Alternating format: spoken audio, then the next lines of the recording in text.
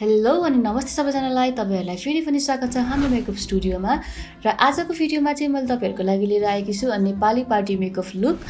र यदि तपाईहरु कुनै पनि विवाह व्रतबन्ध पार्टीमा जान चाहनुहुन्छ भने चाहिँ यो मेकअप ट्युटोरियल चाहिँ तपाईहरुको लागि एकदम काम लाग्नेछ र भिडियोलाई अन्तिमसम्म हेर्नु होला अनि don't forget to like share and subscribe हाम्रो मेकअप स्टुडियो।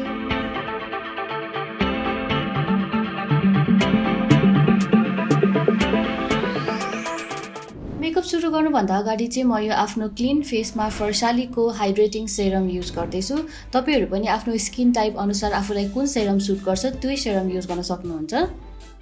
सेरमलाई लगाउँदाखेरि चाहिँ अल ओभर द फेस मजाले जेन्टली मसाज गरेर ब्लेन्ड गर्नुपर्छ र तपाईहरुले यो सेरमलाई मोइस्चराइजर भन्दा अगाडि पनि लगाउन सक्नुहुन्छ, पछाडी पनि लगाउन सक्नुहुन्छ एज फर योर प्रेफरेन्स। र अब पालो रहेको छ यो VLCC को मोइस्चराइजरको र यो VLCC को मोइस्चराइजर चाहिँ एकदमै राम्रो छ। यदि तपाईहरु प्रोफेसनल मेकअप आर्टिस्ट हुनुहुन्छ भने चाहिँ तपाईहरुले यो मोइस्चराइजर आफ्नो भ्यानिटी ब्यागमा एड गर्नुभयो भने पनि फरक पर्दैन र यो मोइस्चराइजर चाहिँ नर्मल टु ड्राई स्किनको लागि हुन्छ अनि यसको स्मेल चाहिँ मलाई एकदमै धेरै मन पर्छ। So this is my personal favourite moisturiser र मोइस्चराइजर चाहिँ म यसरी अल ओभर द फेस मजाले जेन्टली अघि सेरम लगाएको जसरी नै मसाज गरेर लगाउँदैछु। र यदि तपाईहरु चाहिँ पर्सनली आफ्नो मेकअप गर्दै हुनुहुन्छ भने चाहिँ तपाईको स्किन टाइप अनुसार तपाईको स्किनलाई कुन मोइस्चराइजर सुट गर्छ त्यही मोइस्चराइजर नै युज गर्नु होला। आफ्टर मोइस्चराइजर चाहिँ म यो फरएभर 52 को अल्ट्रा डेफिनेसन फाउन्डेसन युज गर्दैछु र यो चाहिँ म्याट बेस्ड फाउन्डेसन हो। यसले तपाईहरुलाई एकदमै म्याट अनि राम्रो फिनिसिङ दिन्छ र गर्मी महिनाको लागि चाहिँ यो एकदमै बेस्ट फाउन्डेसन हो, मस्ट रिकमेन्डेड प्रोडक्ट। अनि यदि तपाईहरुको स्किन ओइली छ भने पनि तपाईहरुको लागि चाहिँ यो फाउन्डेसन एकदमै बेस्ट हुनेछ र फाउन्डेसनलाई लगाउँदाखेरि चाहिँ यसरी आफ्नो फिंगर टिप्सले मजाले all over the face blend गरिदिने। मजाले यसरी ब्लेन्ड गरेपछि चाहिँ तपाईहरुले ब्लेन्डरले यसलाई फिनिसिङ दिन सक्नुहुनेछ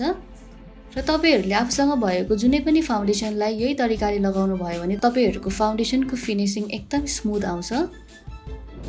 र आफ्टर फाउन्डेसन चाहिँ म यो मेभलिनको इरेजर कन्सिलर युज गर्दैछु र यो कन्सिलर चाहिँ एकदमै धेरै राम्रो छ। यसले चाहिँ तपाईहरुलाई फिल्टरको जस्तो फिनिसिङ दिन्छ र कन्सिलर लगाउँदाखेरि चाहिँ जहिले पनि एउटा कुरा याद राख्नु होला, तपाईहरुको फाउन्डेसन भन्दा चाहिँ तपाईहरुको कन्सिलर 1 शेड लाइटर हुनुपर्छ। यो कन्सिलर लगाउन चाहिँ एकदमै धेरै इजी छ। यसको माथि चाहिँ रोलर जस्तो हुन्छ अनि यसलाई यसरी मजाले घुमाउँदै तपाईहरुले आफ्नो हाइलाइटेड एरियामा आरामसँगले लगाउनु होला। त्यसपछि त्यसलाई पनि ब्लेन्डरले मजाले फिनिसिङ दिएर ब्लेन्ड गरिदिनु होला। अब पालो रहेको छ तपाईहरुको मेकअपलाई पाउडरले सेट गर्ने र मसँग चाहिँ यो SD फ्ललेस को ट्रान्सलुसेन्ट पाउडर छ। यसले चाहिँ म मेरो बेसलाई मजाले सेट गरिदिन्छु। तपाईहरु पनि आफूसँग भएको कुनै पनि पाउडरले यसरी फ्लपी ब्रश लिएर आफ्नो बेसलाई मजासँगले सेट गर्न सक्नुहुन्छ।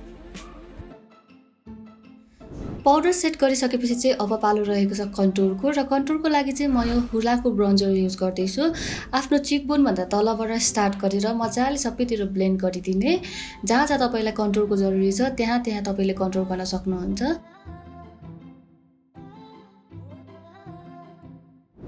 र यसरी तपाईहरुले कन्टुर गरिसकेपछि चाहिँ अब पालो रहेको छ ब्लसरको र ब्लसरको लागि चाहिँ मसँग छ यो वेट एन्ड वाइल्ड को पाउडर ब्लसर र यो ब्लसरलाई चाहिँ म आफ्नो चिक बोनमा मजाले ब्लेन्ड गरिदिदैछु। त्यसपछि आफ्नो नोज एरियामा पनि ब्लेन्ड गर्दैछु। मलाई चाहिँ आफ्नो नोज पनि पिङ्किश भएको एकदमै धेरै मन पर्छ र यदि तपाईहरुलाई कहाँ कहाँ आफ्नो फेसमा हल्का पिङ्की स्टोन देखाउन मन छ त्यहाँ त्यहाँ तपाईहरुले ब्लसर लगाउन सक्नुहुनेछ।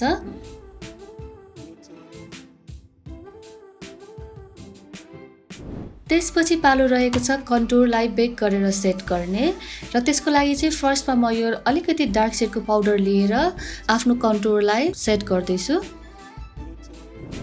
कन्टुरको तलको भागलाई चाहिँ मैले डार्क शेडको पाउडरले सेट गरेँ भने कन्टुरको माथिको भागलाई चाहिँ अघिकै ट्रान्सलुसेन्ट पाउडरले सेट गर्दैछु। यदि तपाईहरुले पाउडरलाई यसरी बेक गरेर सेट गर्नुभयो भने चाहिँ तपाईहरुको चिन थिन देखिन्छ अनि माथिको भाग चाहिँ अलिकति ब्राइट देखिन्छ। र यति गरिसकेपछि चाहिँ अब एउटा फ्लपी ब्रश लिएर पाउडरलाई मजाले स्किनमा मर्ज हुने गरी ब्लेन्ड गर्नुपर्छ। अब पालो रहेको छ आइब्रोको लागि चाहिँ म यो एलिगरको ब्रो पोमेड युज गर्दैछु। आइब्रोज गर्दाखेरि चाहिँ यसरी पछाडीको भागबाट तपाईहरुले आफ्नो ब्रशलाई हल्कासँगले लाइट ह्यान्डेडली चलाउनु भयो भने अनि फिल गर्दै आउनु भयो भने चाहिँ तपाईहरुको आइब्रो एकदमै राम्रो हुन्छ। र आइब्रो गर्दाखेरि जहिले पनि ध्यान दिनुपर्ने कुरा भनेको तपाईहरुको पछाडीको भाग डार्क, त्यसपछि तपाईहरुको अगाडिको भाग चाहिँ लाइट हुँदै आउनुपर्छ।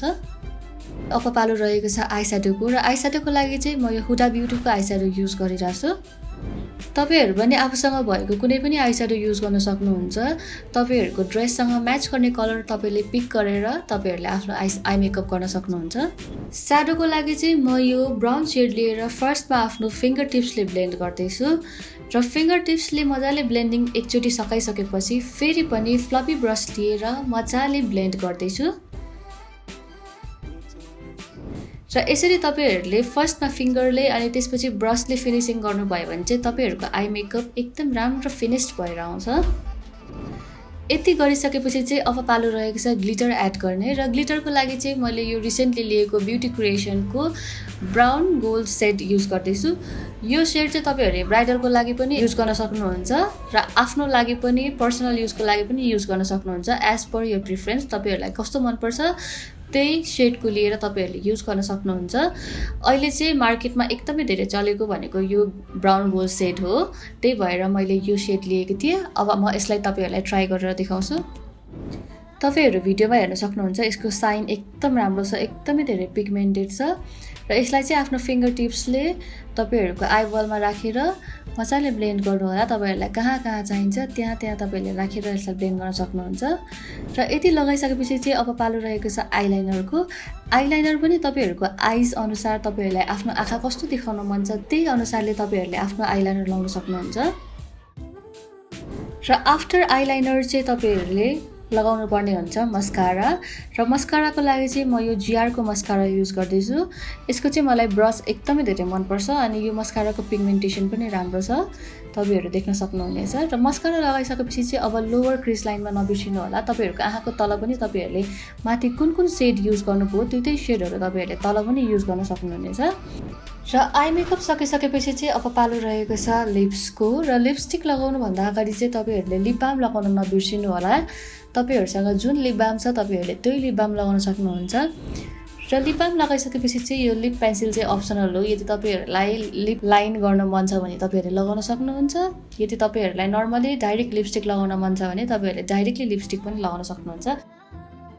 र आज चाहिँ म यो रेड कलरको लिपस्टिक युज गर्नेवाला छु र यो लिपस्टिक चाहिँ लासियाको हो र यो लिपस्टिक एकदमै धेरै लङ लास्टिङ छ तर लगाउँदाखेरि चाहिँ अलिकति ध्यान दिएर लगाउनु पर्छ किनभने दाँतहरुमा लाग्न सक्छ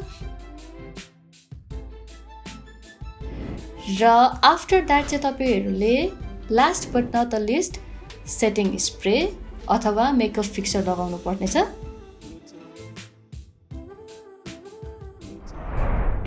so this is the final look guys तपाईहरुलाई यो मेकअप लुक कस्तो लाग्यो कमेन्ट गर्नु होला